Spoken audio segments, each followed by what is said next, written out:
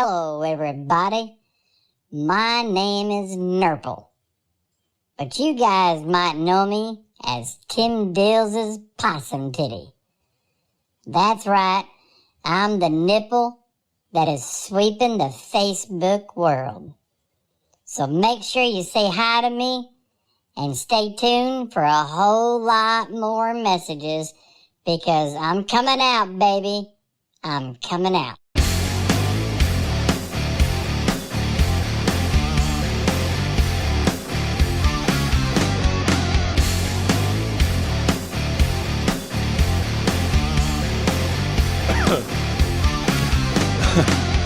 Whoopsie.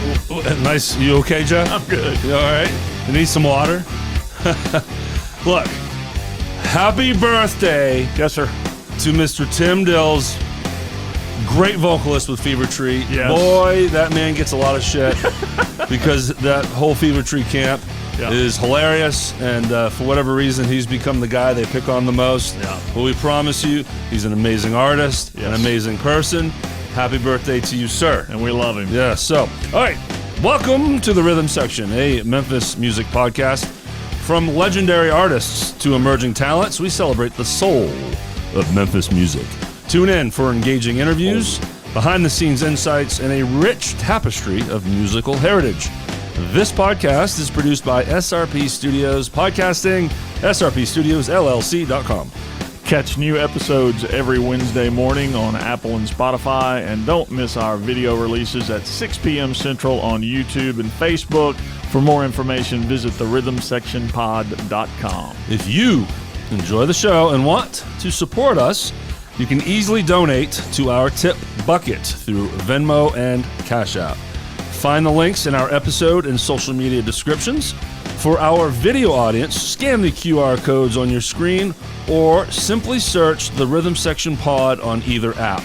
If you find it in your heart to donate to the cause and help fuel this podcast, your support will be greatly appreciated and will help shine a brighter spotlight on the great Memphis and North Mississippi music community. Thanks for tuning in and supporting the Rhythm Section podcast. Now we got the Sunday replay. This is a new series that we're so excited about. Yep. Join us for our new TRS Sunday replay series. Each Sunday, we return your favorite interviews in order they were originally published, allowing you to relive the best moments and stories from past episodes. Every Sunday, you can catch upcoming replays with guests such as Alan Bone, Pete Mendillo, Steve Owens, and a host of others on YouTube, Apple, and Spotify. Whether you missed an episode or want to experience it again, our TRS Sunday Replay series has you covered. Prepare for a unique experience because every replay episode will be without the intro. That means no Jeff and Derrick Pony Show at the beginning. We will bypass that amazing comedy routine and plunge directly into the heart of the interview. Don't miss the chance to revisit the highlights and hear from our amazing past guests. Again, it's on YouTube, Apple, and Spotify every Sunday. And don't wait to just watch those versions without us. That's not cool. That went so much better than last week, which is the first thing I want to talk about besides talking about our upcoming shows. First, though, hello. What up? Welcome to the show. My name is Derrick, and joining me, as always, the Robin to my Batman, Mr. Jeff Ward. Awesome.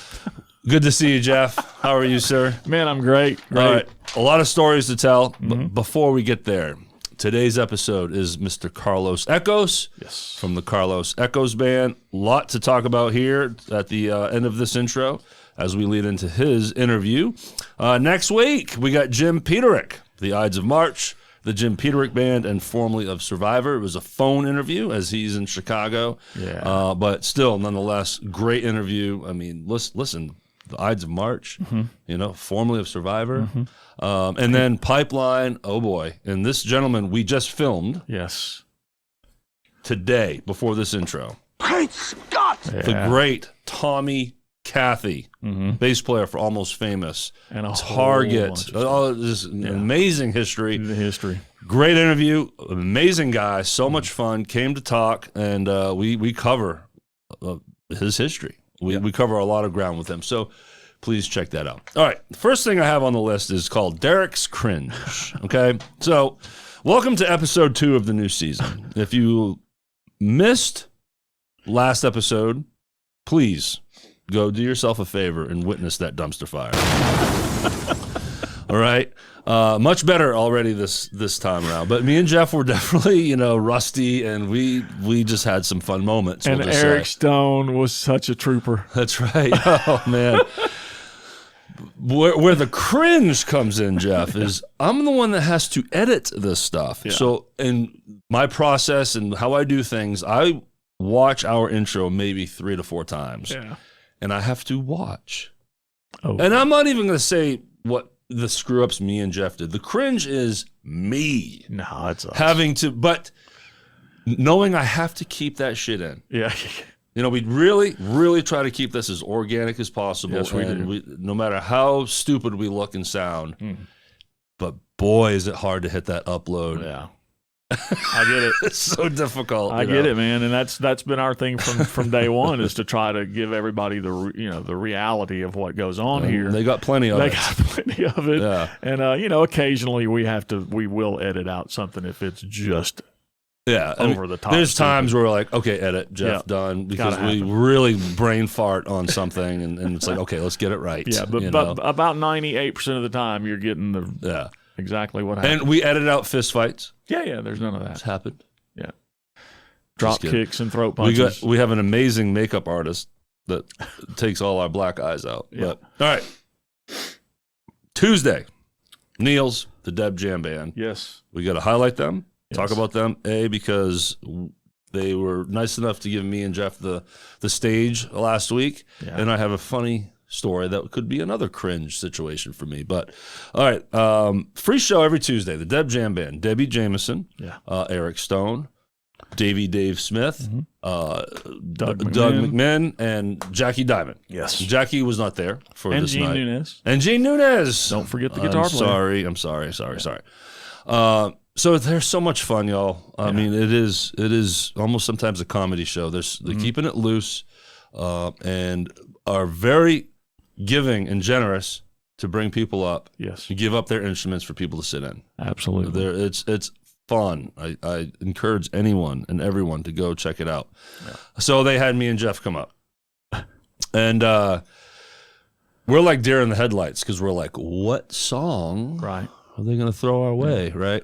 Well, with us at our table was the great Melanie Pierce and LaShawn Robinson. Yes. As we love to do as a band, is show up, represent as a band, but also Melanie and LaShawn are also great, just showing up for gigs and really, really showing some support. So we're all hanging out here at this show. Which one of them's Batman and which one of them? No, I'm not going there. Okay. So, and Melanie actually kind of mentioned this, whether this is the real thing or not, but she felt like she saw us kind of like deer in headlights up there. Like, now, what are we going to do? So because of the Tina Turner tribute experience, as you see Jeff wearing my shirt and I'm wearing his shirt, Gen X, Tina Turner. Yep. It's become a thing when they're in the house, the people want them to come up and sing Proud Mary. Yeah. And it's a thing now. Yeah. So Melanie comes up and is like, hey, I missed the start of the conversation. I don't know how it happens, but before we know it, Melanie and LaShawn are on the stage with us, and we get to play Proud Mary, and which was fun. It was a different version, It wasn't the CCR version, it wasn't the Tina version. It was a nice groovy middle, right? But you crushed it, Jeff. It was fun. It was fun. And then we had Eric Stone and Debbie doing the backups vocals, so it was a lot of fun. Okay. I think that may be the point that Melanie and LaShawn decided to come up on stage, because I'm sitting behind the drum kit, and Eric looks over at me and goes, well, what do you know? And I looked at him like, I don't have a clue. Out of your song list, probably nothing. Can we do Sweet Home Alabama, please? Okay, so now let's get to this silly story that I have to tell this night. This was the highlight of my evening. And I'll try to make this quick. So context, so we had interviewed Eric Stone. So now we've become friendly with Eric, and it's like, we're going to come out Tuesday. We're going to hang out.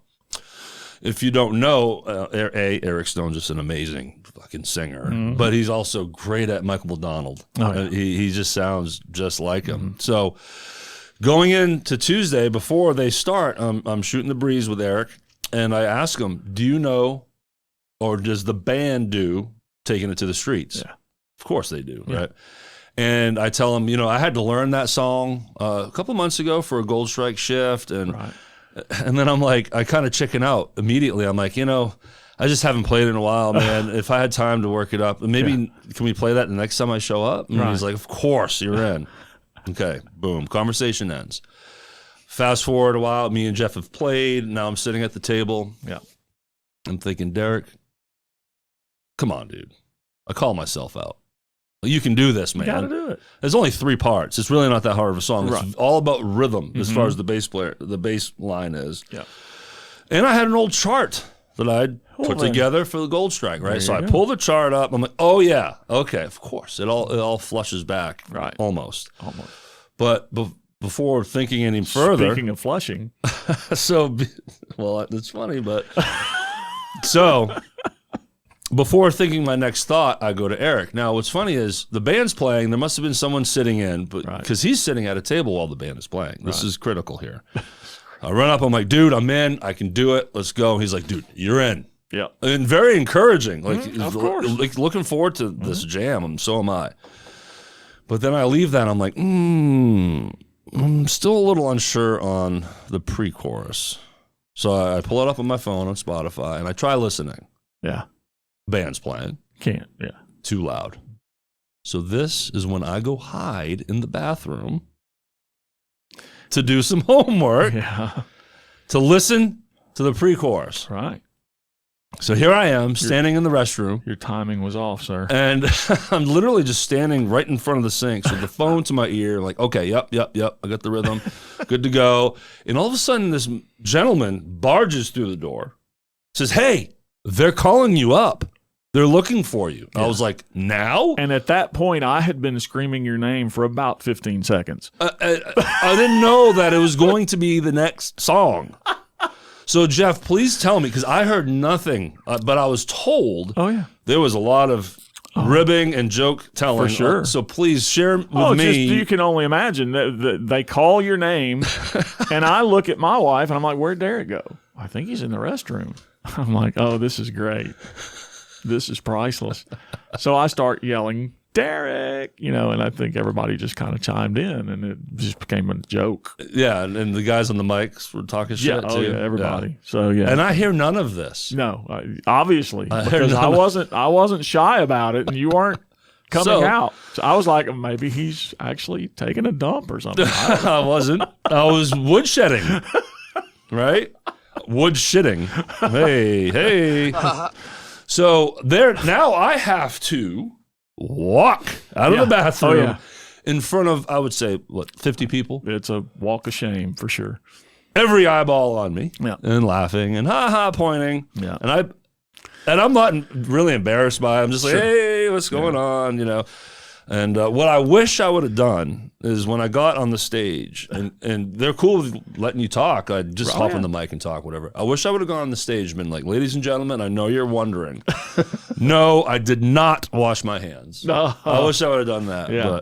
But thanks to all of them. Yes. For having us up and having fun with us. And, man, I'm going to be going to a lot more. Oh, for sure. Great. And then Doug McMinn. Not only an amazing drummer, great vocalist, but an insane harmonica player. As he's playing drums. Yeah, even before doing both at the same time, just a killer harp player. Yes. Amazing. And now he's doing it while playing drums. He's holding it with his left hand, playing the drums with his right hand. Yeah. Doesn't miss a beat, doesn't miss a note. Nope. Pretty insane. So shout out to Doug. We hope to have him on the show. Oh, too. It's happening. So, it's happening. Okay, so now, Jeff, Gen X. Let's talk Lucky Dog. Absolutely, man. As we record this, we had a very busy weekend. So we're trying to fly through this. Yeah. Gen X, Lucky Dog, how did it go? Really quickly, it went great. It was a great venue. I am so happy to see a new venue that was built for music. They didn't build a restaurant and then decide, let's stick the band over here in the corner. Yeah. They didn't do that. It's a legit, real stage. They have their own sound system. The service was great. The food's amazing. I can't say enough good things about this venue. It was awesome. We loved every minute of it. It was packed for us, which we loved. So that's it. Thanks. And we had a blast, and I hope we're back soon. And good service is key. It is key. Because you're asking people to come out. Yep. And the band is good. They're enjoying, they're supporting, but man, they just don't get the proper service. Right. And it's like, sorry, you know. And so everyone knows how frustrating that can be. And it's a great area, the new Silo Square, right across from Snowden Grove. Everything's new. It's South Haven. Exploding. The band start time was 7:45, so we're done at 11:45, which is unheard of, you know. So it's wonderful. Yeah, they know that average age of these. We're old people. We don't want to be out until 1 o'clock. We don't have to. So yeah, Lucky Dog, thank you for inviting my brother and his band to your location. And then of course you guys had another gig at Lafayette's. Yes, the Tina tribute, Elevation Memphis, a Tina Turner tribute experience. Yeah, buddy, let me go. And I don't even have it in front of me. So man, I mean, light years better than last week. For sure. For sure. We're back in the pocket here. So we played Lafayette's for our second time and our only fourth big local show. We've done a couple like one-setters at Hot Wing Fest, and we did something. The very first thing we did was at the Tina Turner Museum in Brownsville. I remember But it was a great night, packed house. Thank you all for everyone that showed up. And yeah, it was a good time, you know. So we got Kyla Williams on drums, Darren Lee, me. We had Darren Lee on keyboards, me, and then Josh Haynes on guitar. Then we had, of course, Melanie and LaShawn, and then special guest Angela. I don't know her last name. She sings with Bob Boscia, the Sunday acoustic thing on at Hadley's, and she's amazing. She came up and sang "Steamy Windows." I'm sorry, oh man, I hate. You don't remember my name? Oh, I hate it. We were doing so good. We were. Anyway, sorry, Angela. You crushed it. It was awesome. It was so much fun having you up there. So thanks to Lafayette's for having us again. Burton. Angela Burton. Thank you, Angela Burton. I didn't even have to find it on my computer. Angela Burton. Angela Burton. We're going to really drill that name out there. So before we go into Seeing Red, because they were the band following us. Right. I want to throw in a little shout out to some old friends of mine. So I got an opportunity to play in Nashville at the CMA Fest Friday. What day is this? 6th, 7th, whatever it was. Great Scott! So it's a band by the name of Mackenzie's Mill, a band I ran with for many, many years. They were always my Nashville connection. You know, I traveled to Nashville a ton to then go on the road with them and play some local stuff like the Wild Horse Saloon, which is a different name now. But as things happen, everyone, you know, the powers that be, the two singers, Ryan Harris, Justin Harris, moved back to North Carolina. You know, it's just, okay, Nashville's been fun. Time to go. Right. And so the band just ended, right? Going into 2020. So the last time I'd played with them was 2019. They had done a couple things between then and now, but I just wasn't available. So, but it was my first time playing with these guys in 5 years. I'd seen a couple of them in between, but some hadn't. So it was such a pleasure. It was a Band of Brothers reunion, and we got to play. So I know you guys played together for a long time. Did it fall right into place? 100%. That's awesome. Because also everybody, part of what made, I'm trying to pull up a picture here. Part of what made it special for all of us is, you know, we all respected the craft, if you will, and did our homework. Absolutely. You know, we always could trust each other to really show up. And here, no rehearsal on this thing. You know, we just jump in. I had to chart some stuff, I'm not going to lie, but then there's a handful of originals they did that was on an EP that I actually recorded. So those came right back. The muscle memory was right there. But we had, and it was, look, it's a 45-minute set. Right. You know, so it's not like we had to learn a whole night. But I'm going to flash up a picture real quick and then get to Seeing Red. So what you're seeing here is us. On that stage we played. It was on the rooftop of the Nashville Underground. Okay. Nashville Underground rooftop. Yeah. Makes sense there. But starting left to right, Mr. Tim Passley on guitar. The guy in the cowboy hat, that's Ryan Harris. singer, vocalist, harmonica player too. Nice. The skinny dude with the Motley Crue shirt, my man, my boy on drums, Shane Hoskins. The yellow shirt, that is Justin Harris, older brother of Ryan, also one of the lead vocalists and plays the acoustic. Okay. And then you got that chump on all the way to the right. And you will see, to the viewers, that I'm wearing the Memphis record pressing shirt. Yeah. And I absolutely did that on purpose. Sure. And I wanted to troll Nashville. I'm not kidding. Nice. Whether anyone noticed, I wanted to have a Memphis shirt on for this thing. So shout out to those guys. So great seeing y'all again. Hopefully it doesn't take another 5 years to get it done again. So I can't believe it's already been 5 years. It is wild, man. It is wild. All right. Now, one more moment about the Tina show. Okay. So it gets to the point where it's rounds of introductions, right? So Darren Lee on keys. Okay. Kyla Williams, drums. I know where this is going. Josh Haynes on guitar. Yeah. And Derek Michaud on bass.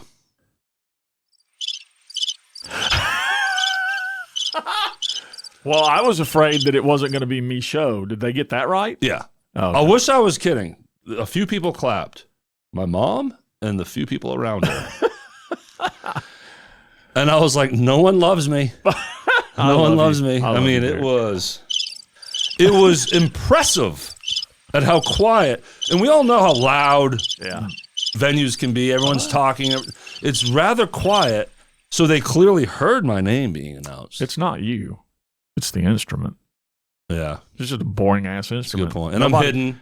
I'm playing behind Josh Haynes' ass. Right. You know, Were hidden back there. Were you properly moisturized? Of course. Always. Okay. Always. I mean, I would never let Davey Smith down. All right. So, yeah. Love you, man. I'm sorry. If I'd been there. Yeah. Yeah. Woo. No, it was not that. All right. Seeing Red. So, yeah, Seeing Red followed our Tina show, and I was finally able to catch them. And nice. Our good friend Chris Craig, Lord Tracy, and this new band, Fraser Boulevard. Yeah. Sorry, you're a horse. Is a good friend of ours, massive supporter of the show. So I was finally able to, represent. Right. And Jeff would have been if not playing the Lucky Dog. Absolutely. But yeah, great band. They bring a lot of energy. Pack the house. Yeah. Full dance floor. Cool. And it's one of those deals where it's not so much just people dancing. It turns into a concert because there's a lot of people just standing there wanting to be up front and watch and listen. And if you're not familiar with Chris Craig, his time with Lord Tracy, he plays the fucking drums, y'all. I mean, like he's slamming, and they're known for just going fast and busy and just throwing riffs and a lot of drum fills. Well, he definitely brings that element to Seeing Red. Probably notched down a couple too because he's also playing some cover music. Sure. But I really want to get out and see them because I can't envision Chris in a band that packs the dance floor. Yeah. I envision Chris. No, he lays it down, man. With big ass, pyro behind him and just slamming things for Lord Tracy. So I got to get out and see these guys. He brings it. And what was funny is everyone knows, well, not everybody, but if you know, if you don't, they have a house kit. Yeah. And the typical formula is the drummer brings their own snare, cymbals, kick pedal. Right. And you use all the hardware and the drum shells. Yeah. He rolls in and he starts peeling shit off. Really? Oh, yeah. Nice. He's like, no, man, I make this how I want. Yeah. He plays the drum shells. That's it. He replaces everything else. That's nice. So he has his own thing going on up there. And I get that. Yeah. As a drummer, I totally understand. I was like, you probably have the cred to be able to get away with that. He's like, no, I never asked. I just did it. So good for you, man. But, well, cool. All right. Now, thank you for listening to all that. Yep. But now it's time to spotlight our beautiful band sponsors, but quite honestly, the fuel that runs this car here. So can't thank each of you guys enough. That's right, and we're fixing to run through these band sponsors right now. We're going to start with Jeff. What do you got, man? Sean Few, formerly known as Friday, June 21st at Neil's, Saturday, June the 29th at Lucky Dog, venue I just played, and Thursday, July 4th on the Peabody Rooftop. Follow Sean on Facebook at sean.few.7. All right, the Elevation Memphis camp. Elevation Memphis is a versatile band that covers various musical genres, including country, R&B, blues, classic soul, pop, and classic rock. The band is currently working on finishing its album of original music. To help raise the funds, Elevation Memphis has a consignment store that offers everything from home decor to the latest fashion brands. All proceeds go towards the original project. Go to elevationmemphis.com and click the shop tab at the top for all shopping. And don't forget the Elevation Memphis Tina Turner Tribute Experience, when you can enjoy all of Tina's greatest hits performed live. More show dates are coming soon. For booking, shopping, and social media, please visit elevationmemphis.com. Yeah, and my band, Generation X, if you guys like the era of music that followed all the hairspray and lipstick, then you'll like us. 90s and 2000s rock. We love doing it.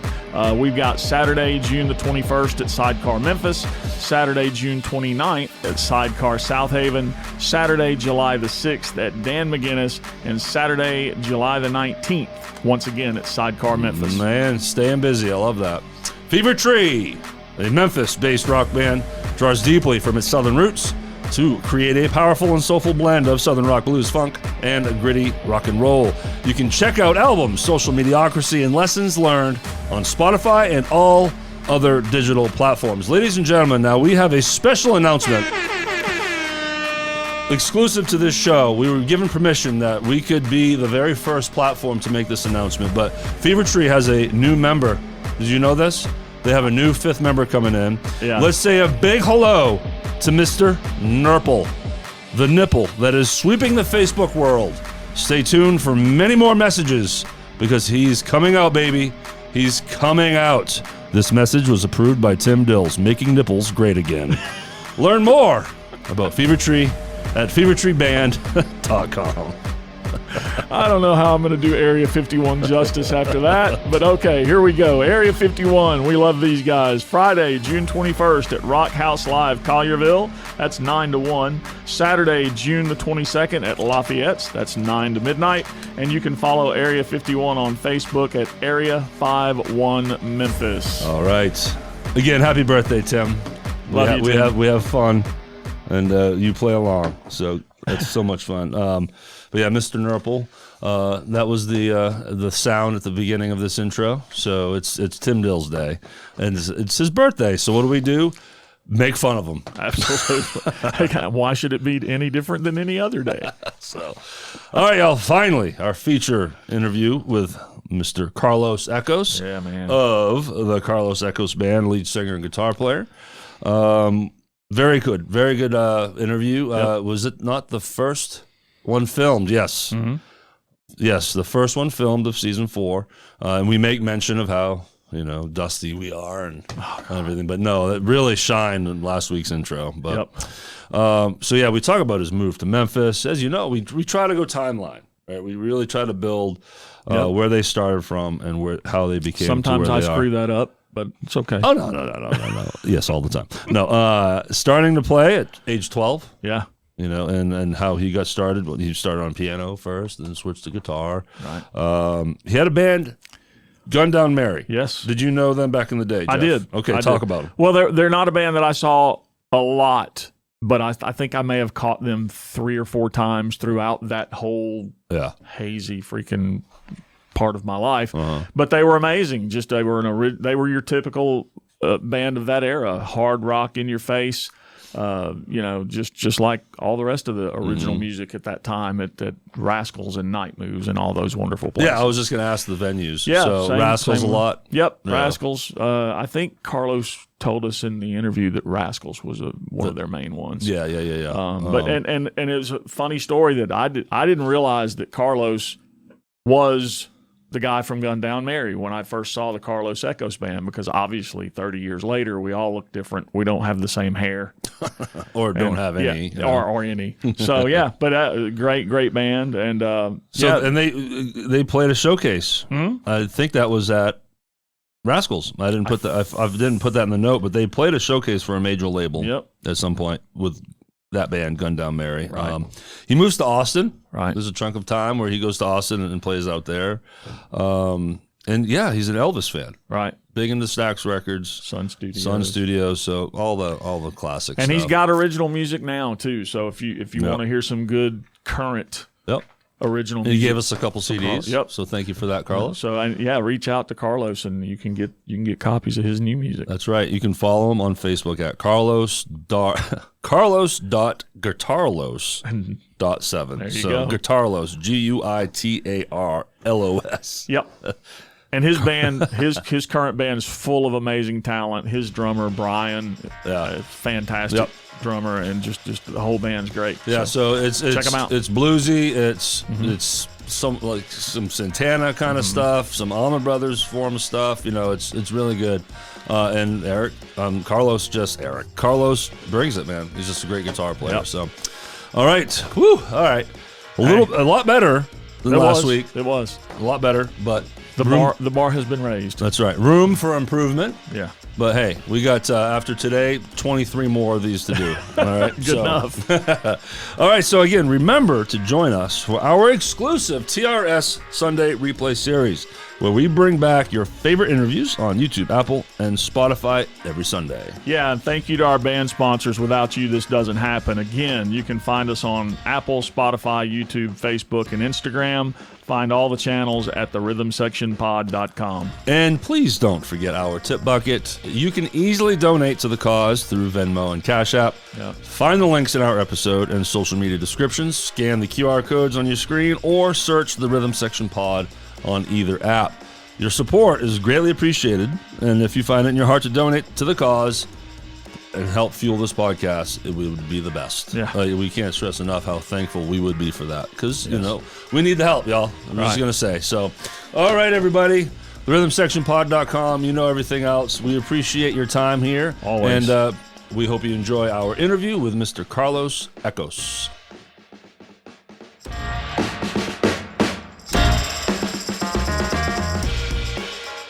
All right, everybody, welcome to our featured guest segment. We're very happy to announce to you that sitting with us is Mr. Carlos Echoes. Yeah. Awesome. Thank y'all for having me. Thanks for being here. We appreciate you being here. For context, this may not be episode 1 of this season, but this is our first film session, isn't it, Jeff? Yep, first time back filming, and it's weird. So, have some patience with us here.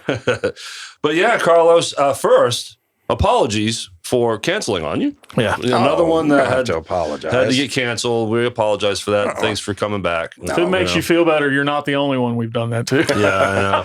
So we got a saying about it, and nobody died, so we're in good shape. No. We're borderline bad reputation. No, I was kidding. So obviously we're here to talk about our Carlos Echoes band, what you're doing currently, but we also want to know your history here in Memphis or where you're from.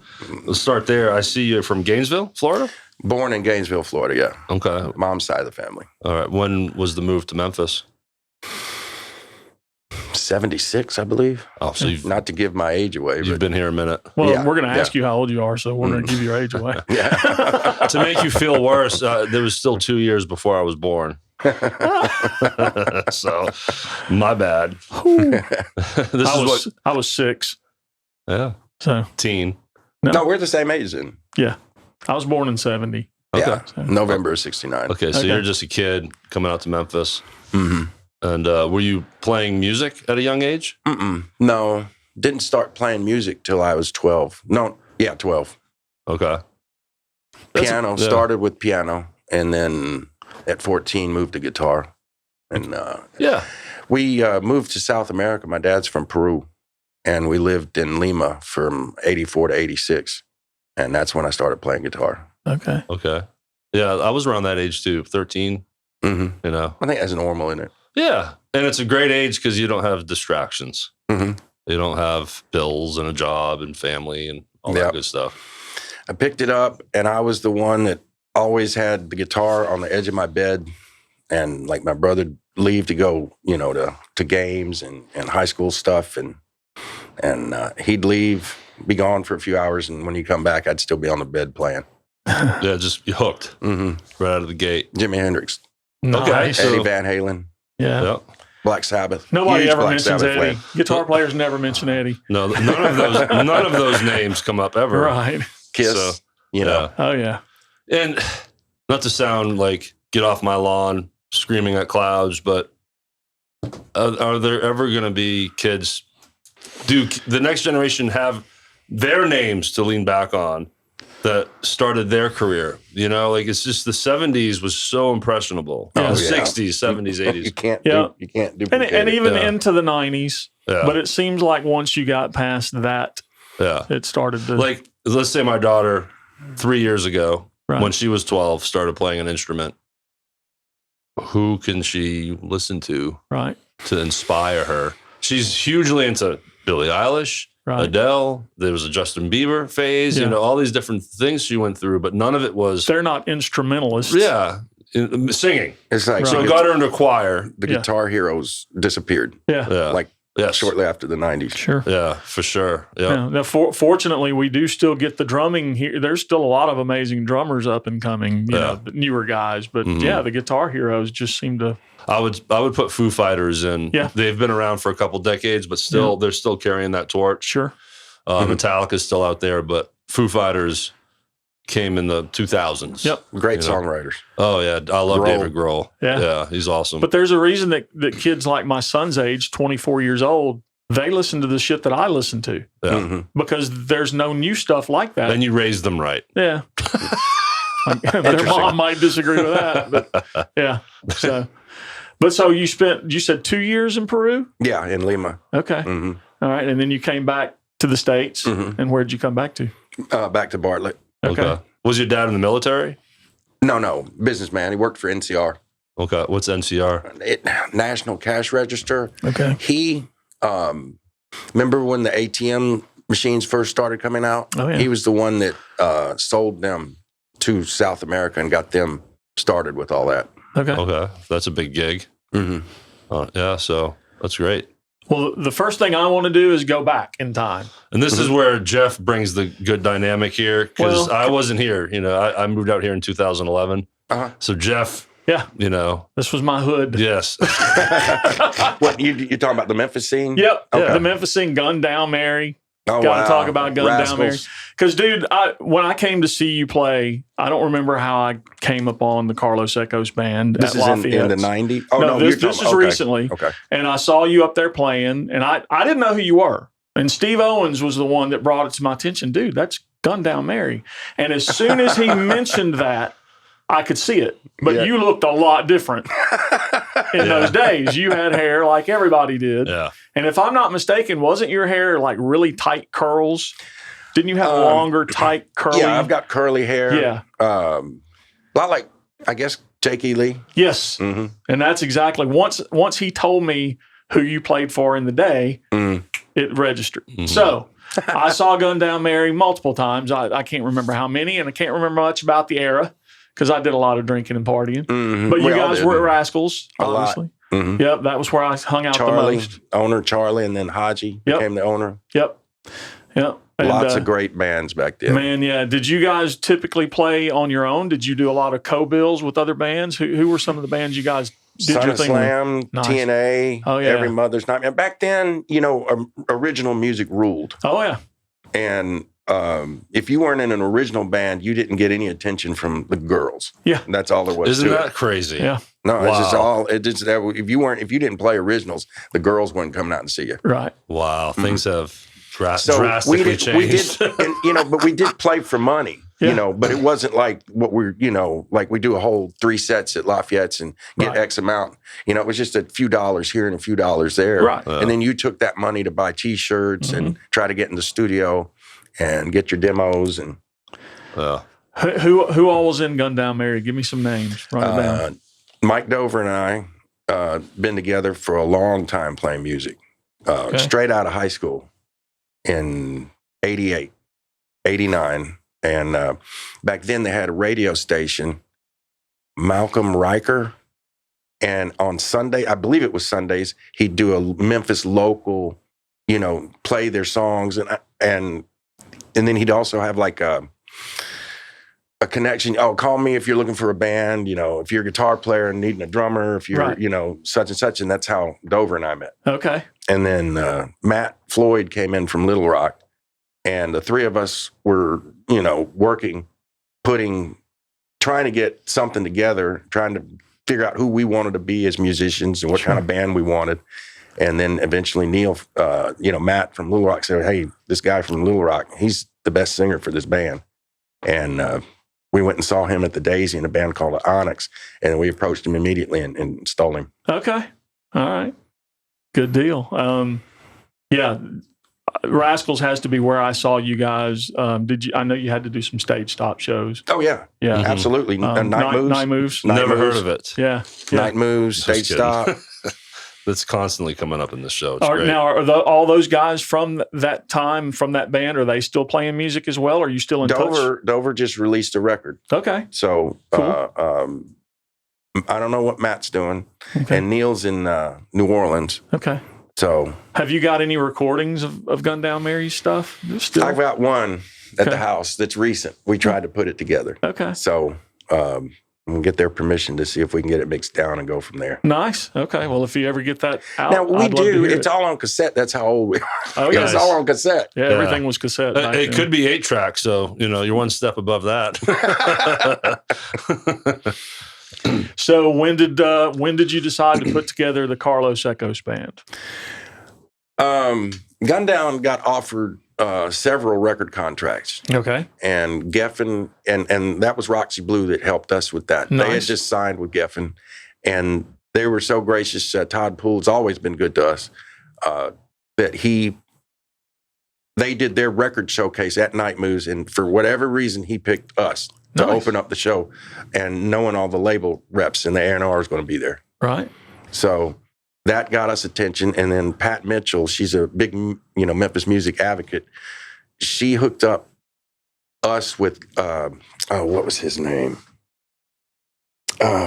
Motley Crue, Guns N' Roses. Oh, Sailor? The A&R. No, the A&R.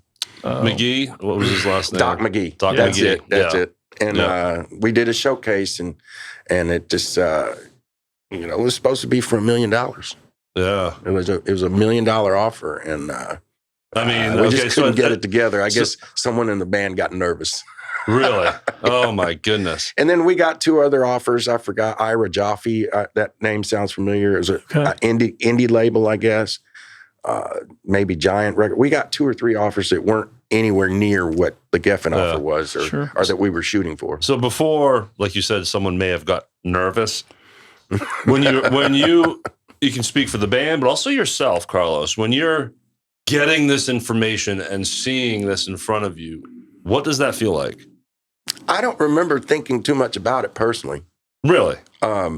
I think it's because it was such short notice for me. Yeah. Like, I think a couple of the guys in the band knew what was going on, and then I didn't find out about it until that early that morning. And we had played the night before. And we did just a private thing at Rascals where Haji came and opened the doors for us. And it was like Sunday at about this time, like 11, 12, 1 or 2, from what I remember. You know, it's 30-something years ago. Sure. And they said, hey, we're showcasing in front of Doc McGee. Get here at such and such. And I just remember, we didn't have cell phones back then. Right. So I was on the cord phone, Yeah. Was Doc McGee's name as iconic as it is now? Was he just known as the guy Motley still? Crue and Guns N' Roses. Yeah. So, but was it Kiss too, wasn't it? I believe. Don't get me the line. I don't know. I think there was a period where he came in. Maybe when they put the paint back on. I don't want to misinformation that, but so yeah, that's a big deal. Doc McGee in Memphis at Rascals. I mean, it's just that shows how Memphis was on the map. Oh yeah, in a big way. So you do the showcase. What was that like? Playing in front of, because was it him and just a few other guys? I don't want to get too into it, but it was embarrassing. Yeah. Really? Yeah. Okay. We didn't get through the first song. No kidding. Really? And that because of nerves? Not mine. Yeah. But somebody had nerves. Look, yeah, I guess. Man, as someone who struggled with stage fright, it's hard to believe I can even play at this point in front of people. So I got all kinds of love for anybody who struggles with that and has that issue. But that's tough to have that kind of an opportunity. You know, and I've never spoken of it before in any interview. So, but I guess it needs to get out. Yeah, and we're happy to we can edit it out. There's been a lot of people in here that get vulnerable and talk about stuff. You know, when we had Cristobaldo, he went deep on the back half of when things were falling apart for him. And, you know, it's cool. Oh, okay, yeah. This is a safe space on the road. Yeah. And you know, I look at it now as everything happens for a reason. Sure. You know, we could have died in a plane crash. Right. Been hooked on all kinds of drugs. Everything was available. We lived like rock stars. Oh, brother, I remember. I saw it all at Rascals. We had everything that rock stars have, but the money. Yeah. But we were still riding around in limos and all the rich folks. You were getting courted, right? Yeah. We were treated like royalty. And now that I look back on it, I was like, why? But we just play music. Yeah, you know? But dude, it was an amazing scene here. It was incredible, you know. Jeff, real quick, with the stage fright thing, have you ever felt uncomfortable being in front of these cameras? Not really. That's great. That's this pretty cool. Different. You know, very cool. I'm just wondering that because when you and I did our first little film thing that goes way, way, way back before we even had this idea, you were natural at it. Yeah. So, do you still feel a little nervous for when gigs? I play? A little bit, really, but it's nothing like it used to be. You know, I remember. Don't want to make this show about me. It's about you. But I opened it up, Jeff. But I got an opportunity at Rascals back in the day to get up on stage and jam with, I don't even remember who it was now because I was completely fucking mortified. Watch your language, and it was terrible. It was a disaster. I had a moment of just, what am I doing up here? And can I really do this? You know, I don't remember ever being like that. I've always took the Sebastian Bach approach to it. You know, if you think, you stink. Yeah. So I just never think about it. Right.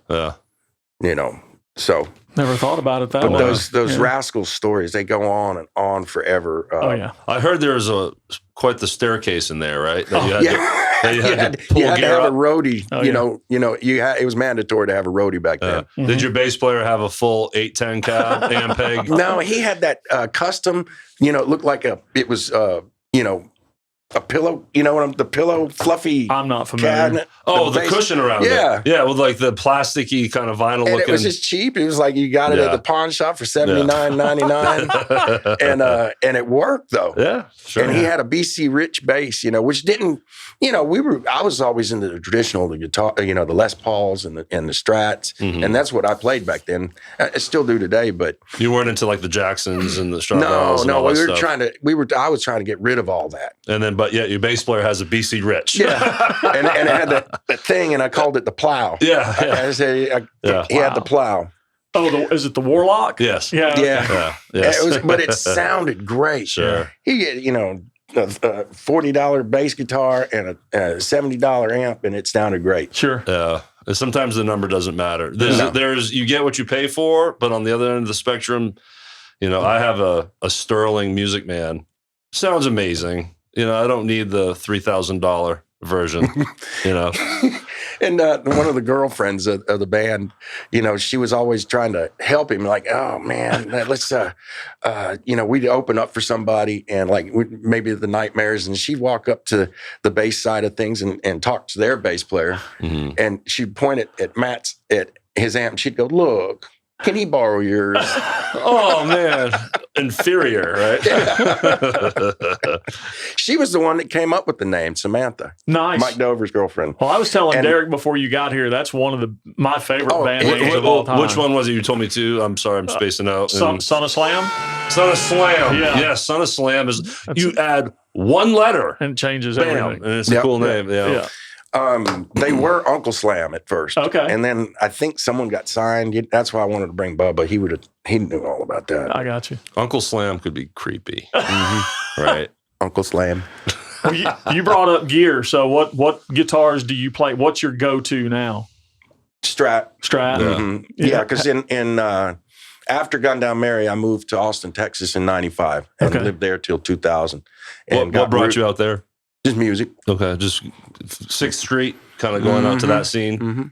Babes, Steamboat, and was it Antoine's? And what's it? The legendary Blues Cub. I don't know. I've visited Austin once in my early 20s, and it's very foggy. I'll just say. many beers ago. Yes. Yeah. I mean, but okay. So what was that experience like in Austin? Oh, it was great. Yeah. Music was still bumping. I got out there. It took a little while. I had to start as a bass player because there were so many guitar players out there. Did you borrow your buddy's BC Rich? I traded a guitar, one of my Strats for a Fender P bass with at Ray Hennings. Can't go wrong. Where Stevie Ray, used to do all his shopping and put his number one together. Mm-hmm. Right. Shout out to Sean Few. I know he's listening. Mm-hmm. P bass, brother. He's into the P bass thing heavily. Yeah, you can't go wrong with that. Can't go wrong with the P bass. And I just got on the circuit, and it just kept going. Yeah, we were playing all the time. We'd do 2-3 shows in Austin, then go to Waco, then to Dallas, come on back to Austin, go to Houston, San Marcos, San Antonio. And that's Texas for you. Mm-hmm. I mean, you can have a full career in that just state. a couple hours from each city. You didn't have to. And Austin is pretty central, right? Mm-hmm. So, yeah, like you said. It's its own little country. Yes. And there's a lot of indie country grassroots type of bands out there that just circle the state. Right. And they do very well. Okay. Mm-hmm. Yeah. Yeah. Came back because my grandmother was not doing well, and I just wanted to be with her. So that's when, in 2000, I came back to Memphis. Okay. So then what was your next thing once you got back? I didn't have a pot to piss in. Nice. That's a bad place to be. Yeah. And I was living right there at Madison McLean, right across the street from the old Neil's. And I owe him so much. He took care of me. Daddy Neil took care of me. I didn't have a gig. I didn't have a band. Wow. I'm starving. I go walking across the street at Neil's, just introduce myself, just to see if I can get anything. And he said, well, I had a band cancel tonight. Can you put something together? And I said, sure. And I called Bubba John and I called Kelly and I said, are y'all gigging? They said, no, I need some money too. And Neil gave me, he saw me so skinny. I think I was like 165 pounds, And he said, eat you a sandwich, boy. But come on back and play. That's so cool. Mm-hmm. Yeah. And it never hurts to ask. No. Yeah. You never know. But it took off from there. I got started there, and then the Blue Monkey hired me, and then back on Beale Street at Hard Rock. Nice. Okay. That's a really cool story about Neil, because we're always talking about this community and how it steps up and helps one another, and people always playing benefits, and Neil's is always allowing people to put on benefits. Yes. So Neil, thank you. Yeah. He's always good. How long did it take for you to get that pot to piss in? Oh, I think it's about 6 months. Oh my God, 6 months. Yeah. But that's great, and you started getting your footing and just getting back in the groove. Yeah. Right. Yeah. Was there a specific project that is next in the timeline as far as Jeff? I'm sorry, I spaced out. Squirrel. We're even. We each got one. So restart that. Or were you asking me a question? Oh, here we go. New sound. Oh, it just blew up. The show has come to a screeching halt. That's why I got those new sounds. Oh, God. But it's more of a question to Carlos. Okay. I told you, man, I was completely spaced out. It was kind of throwing you under the bus. So is there a next main project that comes to be instead of just kind of asking friends to come jam? No. Not, that's the way I've always done it. And I learned that in Austin. I get the gigs, I get the money, and you're always going to have musicians. Mm-hmm. Yeah. The secret to it was make sure that everyone knows your material. Does that make sense? Yeah. Well, so we can do that now through the internet. Hey, here's my records. Here, see me on Bookface. So are you still doing original music here, or now you're breaking into covers at all? No. I mean, you have to do covers nowadays. Yeah. But even then, right? Like when you're over at Neil's and he's feeding you. I was playing. I always add at least 2 or 3 originals per set. Okay, gotcha. Cool. Yeah, and you got to throw those covers in now. Mm-hmm. Yeah, it's changed more now than ever for sure. Peppering an original. You can't keep up with it. You can't stay in the game if you don't play covers now. Right. It's completely the opposite. Back then, you might have 2 covers and the rest originals. Mm-hmm. Now you might have 2 originals and the rest are covers. Yeah. And even then, you might lose attention. Oh, yeah. Just like a bass solo, people are going to the bathroom. Just kidding. No. So when does Carlos Echo's band start building up? Oh, in Texas. Okay, so you've always been going by the Carlos and Echo's they took band. me under their wing. The same people that taught Stevie Ray Vaughan how to conduct and run bands took me under their wing. And W.C. Clark, remember in Triple Threat Review, he would, after my gigs, he'd make me come over to his house. We got to give you some lessons. We're going to teach you how to this, and we're going to teach you how to do that. And I'd sit on his amp. Dude, that's invaluable. Yeah. And I'd sit there, and he'd say, you need to work on your passing tones, and then, hey, work on your nines, and yada, yada, yada. And it'd be 3 and 4 in the morning, and you'd hear a knock on the door. And he'd go to the door real quick, and it'd be like the most beautiful college girls sitting there waiting. Hey, WC, can you come out for a little bit? Hey, go away. I'm giving a lesson. Come back tomorrow. Dedication. For sure. Did you not say, sir, I'd like to answer the door? I'll get the next one. So for any listeners or viewers that is not familiar with you and your music and your band, how would you describe your set lists? What are you playing? Guess Americana, I guess. I don't know. I mean, you do a lot of Santana, right? So and you have a percussionist, right? And keys. From time to time. And bluesy, so you guys do a lot of jamming, right? Blues is our main influence. Yeah. The foundation of this project is blues-based. Yeah. Cool. And then we just kind of branch off from there. 60s and 70s rock and roll. Love Tom Petty. Yeah. All of it. Cream, Bob Marley, Clapton. Right. And all the blues, One of my favorites is Buddy Guy. Okay. What songs do you do?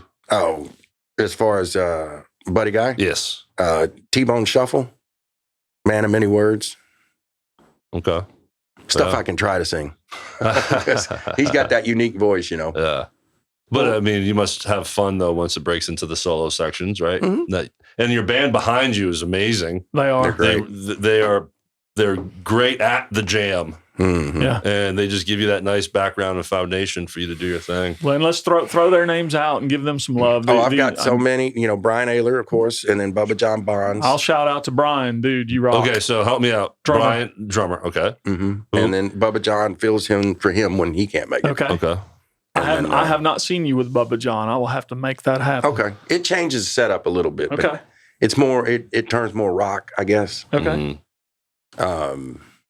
Kelly McDonald, Michael Morales. What's Kelly do? Plays bass. Okay, bass. And then Michael Morales, and then Leo Goff. See, I got a handful of all kinds of musicians. You have another bass player, right? What's his name? He comes in from out of town sometimes. Billy. Billy Little. Billy Little. Billy Little. Mr. Thrust. And then Ethan Vaughn. That sounds funny. Ethan Vaughn. So that's the secret that I have is that I work with these guys, get them known, and then if one guy can't make it, just pick up another one. Gotcha. Same thing with keyboard players. Mark Ross is primary, and then but I got Russ Wheeler and then Dave Pierce. Okay. Nice. And who's the gentleman on the percussion? Hector. I can't find him. Can't find him. I don't know where he went. So he's been missing some gigs, has he? Yeah, well, Carlos is searching for you, Hector. Yeah. Are you out there? Mano, ¿dónde estás? No, he was supposed to go back to New York, so I don't know what he's got going on. Okay, so right now you don't have percussion? Yeah. I know a guy. Yeah, there we go. I can hit things. Well, come on. Yeah. So I squirreled when you said Mr. Thrust. Mr. Thrust. I mean, if that's not a porn title, I don't know what is. We've talked about Thrust plenty of times on this podcast. Oh my God. But my pea brain just went in that way. So I barely heard what you all just said. You'll have to watch. What are some of the venues you play currently? Now? Yeah. Lafayette's, Sidecar, both of them. The one out here or the one down the street. Witten. Hadley's every now and then. Okay. And the casino gigs. What casinos? Horseshoe? No. The one over there in West Memphis. Southland. Southland. You play that little stage? Mm-hmm. Oh my God, that's brutal. I haven't been over there. It is. It's like you're on a pedestal. It's so small. And I drag in my big ass 410, and the only place I could put it was behind the PA stack facing directly to me. Mm-hmm. That was the only way it would work. With the drummer behind me facing sideways. You know, I bet he appreciated it. I was like, damn, I can hear myself pretty good now. Anyways, that's a crazy little stage. Yeah, it's fun, and I'm grateful to have it. I know I've seen you guys do several benefits. Do you ever play Neil's as a show, or is it strictly? No, I haven't played there in a while. Okay, Mm-hmm. all right. But you guys do step up for a lot of benefits, though. So yeah, we at least try to do 1 or 2 a year. Yeah. You know, just good on you. It's great. They help us, we help them. Sure. Yeah, yep. Absolutely. So what's the future look like with the band? Just going to keep trucking along? Yeah, and we just do it for fun. If it's not fun, we don't do it. What would you say, about 3 to 4 a month? No. If we do 1 a month, that's fine. Because, you know, me and the drummer, we are already working 8 days a week. Yeah. So, you know, and I got an 11-year-old. And right. Okay. And, you know, I said, don't turn it back into a job. Yeah. Don't do that. Well, you brought me a couple of discs, which I much appreciate. Yes, I don't know if people can see them, but there's a nice. And I've got another one, but I ran out. Yeah. And any plans to do any more recording? Mm-hmm. Or you I'm doing it right now. I've got 2 that I'm about to finish up and give to Twinkie, and he's coming in from Tampa. Twinkie. Matthew Dowden. He's How does one get the nickname Twinkie? I don't know. There's got to be a story behind this. How did you get that name? My pea brain just went left again. No, he's master at Pro Tools. Okay. He's been working with me for years. So shout out to Twinkie. Good job, buddy. He's got his own studio. Mm-hmm. Okay. Pro Tools. Okay. In Memphis? No, he lives in Tampa now. Okay. So he's coming in to visit in June, and he's going to pick up these songs and start working. So do you have a home set up where you can record and throw tracks? I run Pro Tools. And you just fly tracks to them? Yeah. Mm-hmm. That's really the way now, is just flying tracks back and forth. You don't need to spend all that money. Just you really don't. Yeah. And dude, I know about that much about Pro Tools, and I really need to go hang out with somebody like you. No, I don't either. He just invited himself to your house, Carlos. Let's do it.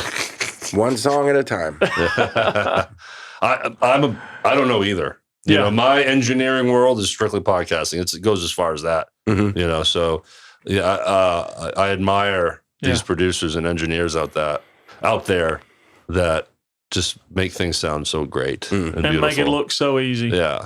It's not. Like David Kyle. David Kyle's one, right? Out there. Shout out to him. Jimmy Fault. Oh, Jimmy Fault. Yes. Yeah, Jimmy's a great guy. Jimmy Fault. I love Jimmy to death. Where are you? Oh, well, here we go. Oh, yeah. Like I said, first film session in 2 months. So. Yeah, Sean Few recently did some AI work with Area 51 guys, and that Jimmy Fault is sexy. That dude, he gave him hair. Yeah, it's pretty awesome. Oh, this is the one I was looking for. All right, Jimmy, this one's for you. He loves that sound. Anyways, enough of my bromance with Jimmy Fault. We leaving anything out you want to talk about, Carlos? Just, more of the Rascals stuff was interesting. Yeah. Rascals was so popular. Indeed. We would go to see shows. Like we went to see Alice in Chains open up for Ozzy Osbourne. Nice. And that was when, I don't know if you remember, Lane had broke his ankle or something, and he was in a cast. Okay. Came out and, sat down, I think, on a wheelchair. I don't remember exactly. But after they got through playing, I went looking for them, thinking they were wandering around, and I found them. And I remember speaking to the drummer and saying, hey, there's a place called Rascals. We're playing up there after, Ozzy gets done. Because Rascals didn't get started till midnight. Right. Okay. The first band went on at midnight. Mm-hmm. When did everything stop? Did this go until like 5 in the morning? Dude, I woke up and left that place many days. The sun would be coming up. And serving alcohol the whole time? Mm-hmm. Nice. I don't remember them stopping. They stopped at 3 and then they'd pull out the bottle. And then you just put it off to the side. And there you go. Yeah. That's a good loophole. Now, I saw Alice in Chains at Night Moves. Mm-hmm. That's the first time. Yeah, okay. When they opened up for Extreme. Disturbance opened up for Alice in Chains. So was Alice in Chains really just kind of a no-name band at that point? Oh, they came back. Okay. All right, the first time they played with Extreme. I did not see that show. And then they were supposed to come back the following year, and they had to cancel. And then the third year, they came back and did a free show. Yeah. So I think that's what you're talking about. Disturbance opened up for them. That's an odd mixture of Alice in Chains and Extreme. Yeah. Yeah. It was a transition period of music. For sure. So that first one, Alice in Chains, really just nobody's? Like, Nobody knew who they were. Right. Yeah. That new movement has not really hit yet. And I'd been preaching to Gundown before, right before we started playing, and we were doing rehearsals and figuring out who we were. And I wanted to go heavier. I didn't want to do all this, John Jovi and Twisted Sister. We didn't want to do all that. I wanted to do something heavier, more than the Sabbath. Right. Yeah. And then I saw them, and I was like, I don't know. And Dover loved them, and Matt loved them. Everybody else loved them. It took me a minute to go, oh, yeah, that's what I've been talking about. What am I, an idiot? You mean for Alice in Chains? Yeah, I was the same way. It Yeah. took me a minute to catch on, but once I did, I was enthralled. Yeah. Yeah. Well, I got them there at Rascals, and they pull up with their tour bus, and Ozzy's band's with them, too. Randy Castillo. Oh, wow. Zach Wilde. Was Tommy, and they come Tommy in. in the band, Eldridge? Aldridge, No, this that would have was, been after him. Was it? No, it was Carlos. Was it Randy Castillo or Carlos Castillo? Randy. Was it Randy? I think that's right. Okay. A really good drummer. Yeah. And they all come. I'm like, we're all starstruck, and we're playing. Yeah. And I look over at Zach and Lane. I said, let's do Paranoid, or let's do NIB from Black Sabbath or something. And they're like, yeah. And I got them up on the stage, and I was ready to play. Zach Wilde and Lane Staley? and I was going to play with them. And then the bass player came up. I forgot Michael Starr, I believe his name. Yep. And then Castillo got behind the drums, and I said, cool, I'm going to jam with the big boys. Hell yes. And then I get a tap on my back, and it's Ronnie Cantrell, who is the guitar player for Alice in Chains. Oh, what am I saying? Cantrell. And I'm like, I'm if it were me now, embarrassed that I forgot. if it were me now, I'd just say, let me just play one. Jerry Cantrell. Jerry Cantrell. That's it. Yeah, I'm sorry. And he said he was like, nuh-uh. well, no, it wasn't like that. No, but he seems like a guy. he was ready. He was wanting to, show off and play and everything. I said, let me just do. I didn't ask him, because I was so starstruck. Right. I was like, well, here's my guitar. Damn it. Perfect. But that's such a bummer, man. I think Neil got up, the singer, and got down and did a song with them. And then Josie Scott got up and did a song. But they were in Blackbone at that time. That was before Saliva. Yep. Remember those days? With Cristobaldo was in that one, yes. And Rudy Forrester, Yep. dear friend of mine, still. Him and Bubba are roommates, I think. Bubba John. Okay. Mm-hmm. Gotcha. And shout out to Bubba John. He was going to be here with you today. And but work. He had to work, and it couldn't That's make right. it. So we will reach out to him separately and get him in here to talk about Son of Yeah, because I'm sure Slam. he's got a lot of different stories than I had. Yeah. No, they actually signed a deal. With who? Oh, Remember? Get me the lion. Putting you right on the Trailer spot. Parks, Politics, and God. Huh? That was the name of the record. That's a good one. Wow. Trailer Parks, Politics, and God. It covers quite a Everything. bit. It covers some big ground. Yeah. Yeah. Kind of it fills up the CD case for sure. It's cool you said that he has some different stories than you. What we have found is you can interview guys from the same band, and they have different stories. Sure. Yeah, but Because they took a totally different path Yeah. after they got signed. I mean, we got Keith Douglas and John And I was- Patterson here yeah. from And I Tora was- Tora. I was Different in- perspectives. Yeah. And I was in the studio with them, with Eric Lewis, because Eric Lewis was one of my mentors, still is, the guitar player. And then even the original guitar player, Fred Thompson, him and I always hung out and played music together. Right. So it was a privilege to be able to be in the studio with them Yeah, I while they bet. recorded that record. I mean, you were here through all the prime phases, right? Minus Elvis and Stax Records and all that stuff before you. Were you ever into Elvis? Yeah. Stax, Jerry Lee Lewis, the Sun Studios guys. What was Absolutely. Was that in your lexicon when you were young? No, that happened older. Booker T and the MGs. Yes. Because I remember Chris Scott always, you need to get into these guys. And I was like, okay, I will. Yes. And I did. Yeah. Big fan of Duck Dunn.